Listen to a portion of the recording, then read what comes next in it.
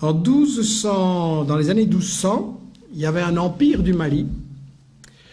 Il avait été fondé par Soundiata Keïta. L'empire du Mali avait un État fédéral très organisé avec un parlement. Vous imaginez, dans les années 1200, un parlement. En Europe, on va juste attendre 6 ou 7 siècles pour arriver à cette chose-là. Et l'État était très organisé, avec une armée, avec un système d'enseignement, avec un trésor public. Il organisait l'extraction et la vente de l'or. Il développait l'agriculture, coton, arachide. Il y avait des centres universitaires extrêmement célèbres à Tombouctou, à Géné ou à Ségou.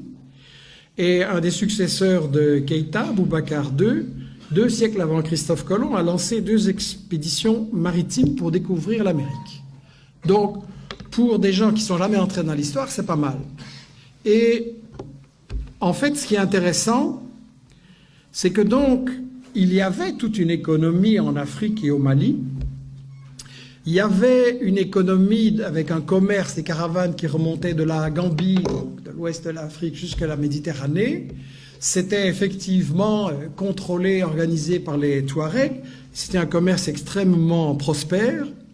Et quand le colonisateur français est arrivé là, intéressé par les matières premières, qu'est-ce qu'il a fait? Il a totalement disloqué, brisé ce commerce.